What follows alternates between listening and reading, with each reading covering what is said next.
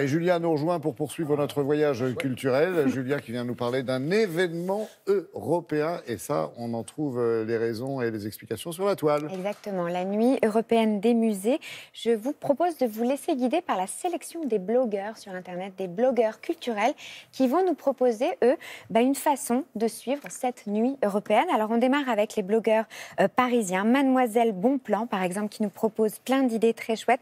On a aussi le blog Culturez-vous, qui est très, très bien et qui nous apprend justement que pour cette année, pour la première fois, la conciergerie et le musée du jeu de paume s'ouvriront à la nuit européenne des musées. Et puis, il n'y a pas que Paris, hein. Ah non, Évidemment, s'il vous plaît. on se laisse aussi guider par les blogueurs toulousains avec Boudu Toulouse et ses Boudu coup de cœur. Et là, franchement, ça vaut le coup. On fait un tour de la Ville Rose qui est passionnant.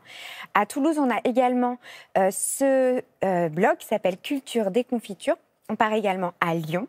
Alors à Lyon, on est sur Bazar et là, c'est pareil. Vous avez Lyon et toute sa périphérie qui participent à la nuit européenne des musées. Et Mademoiselle Julie à Marseille, avec son blog Hors du temps, qui nous propose une sélection très avisée également. Je voulais vous proposer, à l'occasion aussi de cette nuit européenne des musées, une chaîne YouTube qui s'appelle Muséonautes.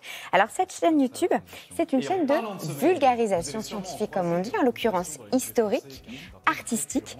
Ils vont nous proposer de petites pépites en termes de contenu. Et justement, cette vidéo, elle a été faite pour la nuit européenne des musées. Elle s'attarde sur la peinture et la nuit.